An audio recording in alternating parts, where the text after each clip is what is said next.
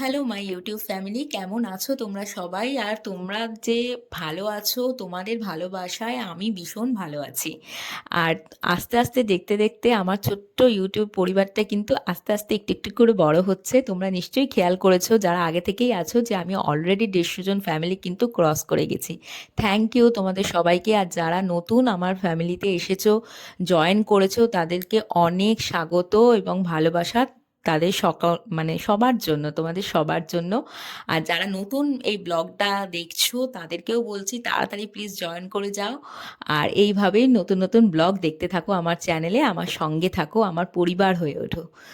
আর তোমরা এখন দেখতে পাচ্ছ যে ভিউটা, আমরা একটা জায়গায় ঘুরতে যাচ্ছি, একটা ছোট্ট একদিনের ট্রিপ। ভাবলাম ছোট্ট করে এই শীতের সকালে একদিন হয়ে যাক না ঘুরে আসা। তো আমরা যাচ্ছি বিষ্ণুপুরের উদ্দেশ্যে। হ্যাঁ, ওয়ান ডে ট্রিপই এটা, গিয়েই আবার দেখে টেকে ফিরে আসবো। তা পুরো জিনিসটা তোমাদের সঙ্গে শেয়ার করেছি। আর দেখতেই পেলে সকালবেলা কি বিভৎস কুয়াশা, গাড়ি চাইলেও কিন্তু আমরা সেইভাবে টানতে পারছিলাম না যে না স্পিডে বেরোই। তো মোটামুটি আমরা যাচ্ছি আর কি। তো যেতে যেতে এখানে তোমাদের ভিউটা দেখিয়ে দিলাম যে কিরকম চারপাশটা হয়ে আছে। আর যথারীতি যেতে যেতে তো খিদে পাবেই। তো আউশবালি বলে একটা জায়গায় আমরা দাঁড়িয়েছিলাম, সেখানে ভেবেছিলাম একটু চা টা খেয়ে এগোবো। তো দোকানের নাম হলো কাকার চায়ের দোকান।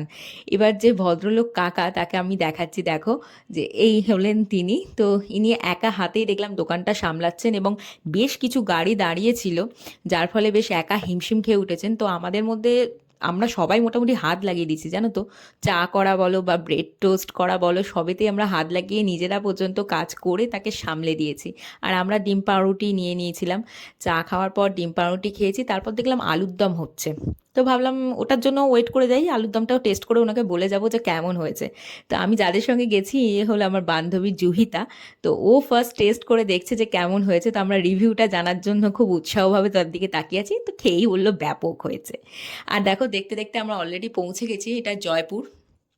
জয়পুর ফরেস্টটা আমি তোমাদের দেখাচ্ছি। অ্যাকচুয়ালি আমরা প্রথমে হল্ট দিয়েছিলাম ব্রেকফাস্ট করার পরই বনলতা রিসর্টে। কিন্তু বনলতা রিসর্টে যখন গেছি, আসলে সেই দিনটা ছিল তোমার 24শে ডিসেম্বর, 25শে ডিসেম্বরের আগের দিন, বেশ ভিড় ছিল।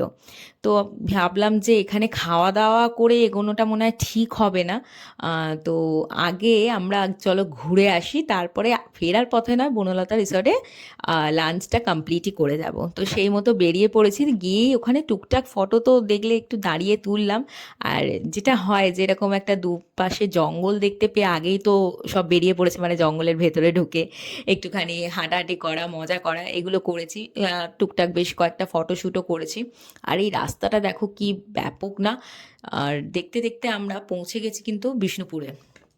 বিষ্ণুপুরে এখানে আমাদের গাড়িটা রাখতে হয়েছিল এবং ওদের কাছে শুনলাম যে 25শে ডিসেম্বর থেকে নাকি গাড়ি বেশ এখানে রেখেই তোমাকে যেতে হয়, এবং 24 তারিখ থেকেই সেটা শুরু হয়ে গেছে। এরপর নাকি সব নো এন্ট্রি হয়ে যায়। আর এখানে টিকিটটা কাটা হয়েছিল, পার হেড 25 টাকা করে নিয়েছিল। আর এখানে দেখো একজন ফ্রি গাইড পেয়ে গেছে, মানে আমি বোঝাচ্ছি আর কি যে কি ব্যাপার কি।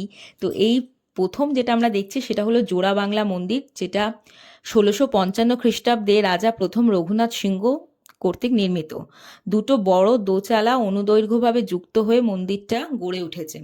এখানে কিন্তু তুমি দেখতে পাবে যে বিভিন্ন কৃষ্ণলীলা, পৌরাণিক উপাখ্যান, মহাভারত, রামায়ণের কাহিনী, হিন্দু দেবদেবীদের অজস্র চিত্র টেরাকোটার নকশার মাধ্যমে এখানে কিন্তু তুলে ধরেছে। মানে কি সুন্দর দেখতে লাগছে। আর বাইরেটা দেখো, মেলার মতো বসেছে। আর এই টেরাকোটার এই ঘোড়াগুলো বিষ্ণুপুরে তো মানে বিখ্যাত। তো আর কি ভালো লাগছে এখানে দেখতে।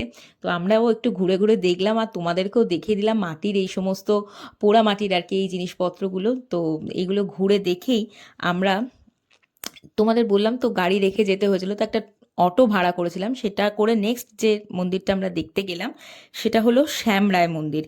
এটাও কিন্তু রাজা রঘুনাথ সিংহ 1643 খ্রিস্টাব্দে এই শ্যামরায় মন্দিরটা নির্মাণ করেন। এবং এখানেও সেই বাংলার জোড়া মন্দিরের মতো তুমি গায়ে অজস্র পৌরাণিক উপাখ্যান, শৈব শাক্ত উপাসনা সম্পর্কিত চিত্র এই মন্দিরটার গায়ে দেখতে পাবে। এবং ভীষণ সুন্দর, ভীষণ সুন্দরভাবে কারুকার্যগুলো ফুটিয়ে তোলা হয়েছে, এত নিখুঁত, মানে কি বলবো। এখানে তোমাদের জন্য আমি ছোট্ট করে বাইরে যে লেখাটা সেটাও তুলে এনেছি। আর এইটা যেতে যেতে দেখলাম এটাকে বলে গুমঘর। গুমঘরে আগে যখন যারা অপরাধ করতো বা কোনো কিছুতে সাজা পেত, তখন এখানে নাকি এনে ওপর থেকে ফেলে দিয়ে মেরে ফেলা হতো। আর এখন যেটা দেখছো সেটা হলো রাসমঞ্চ। এটা তো প্রচুর ছবি এর আগেও তোমরা দেখেছো ইন্টারনেটে, এবং বিষ্ণুপুর ব্লগ যারা দেখো বা দেখেছো এর আগে সেখানেও দেখতে পাবে। এটা ল্যাটেরাইট পাথরের ওপর স্থাপিত বর্গাকার কাঠামোর সৌধটি ইষ্টক দ্বারা নির্মিত। হ্যাঁ, সৌধটির চালাটা অগ্রভাগহীনটা পিরামিড আকৃতির মতো। এটাও কিন্তু 1600 খ্রিস্টাব্দেই প্রতিষ্ঠিত, এবং রাস উৎসবে এটা কিন্তু খুব সুন্দরভাবে সেজে ওঠে। বিভিন্ন জায়গা থেকে বিভিন্ন মূর্তি এনে বসে এখানে পুজো করা হয়। আর এই ব্যাপারটা ভীষণ মজাদার হয়েছিল। ভেতরে বেশ অন্ধকার, অন্ধকারের মধ্যে এরা এইভাবে আর কি দেখছিল, দেখে যেন মনে হচ্ছে যে ভূত দাঁড়িয়ে আছে। আর দেখলে তো বাইরে এই সরস্বতী ঠাকুরের মূর্তিগুলো কি ভাল লাগছে না দেখে। তো এখানে জানো আমরা যখন পৌঁছেছিলাম তখন কিন্তু বিষ্ণুপুর মেলা চলছিল। আচ্ছা, এইটা আমরা দেখছি সেটা হলো দলমাদল কামান। হ্যাঁ, তো এটাও কিন্তু মল্ল রাজাদের তৈরি সর্ববৃহৎ কামান ছিল। আর এখানে তোমার ছিন্নমস্তা মায়ের মন্দিরটা যখন গেছি তখন মাকে কিন্তু ভোগ নিবেদন করে অলরেডি মানে শয়ন দেওয়া হয়ে গেছে, এর ফলে আমরা মায়ের মুখটা দেখতে পাইনি।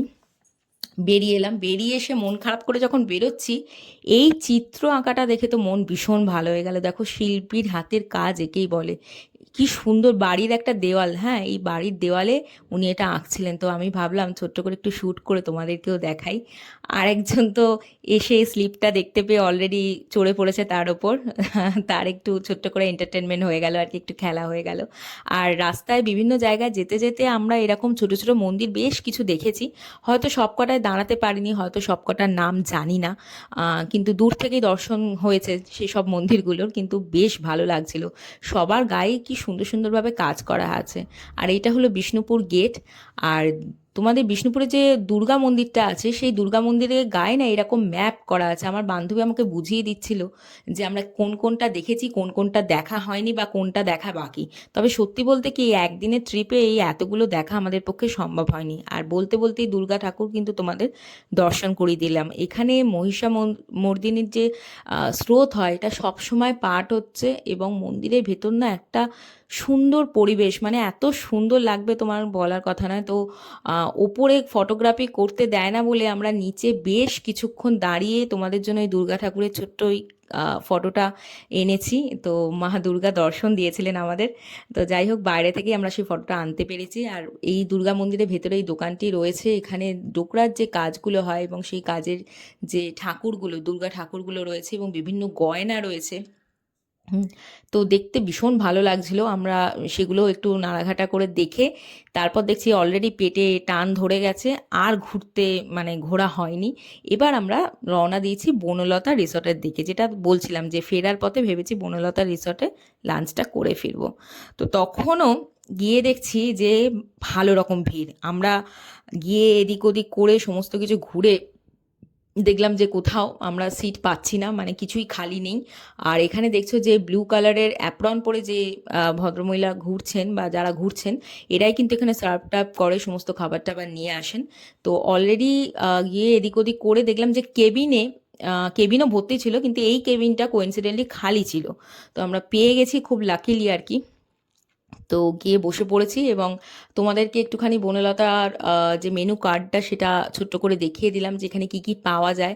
এখানে না ওদের ভেতরে ফার্ম আছে, যেখানে এমু পাখি বলো বা মুরগি তো আছেই, এরকম আর কি সমস্ত কিছু রয়েছে।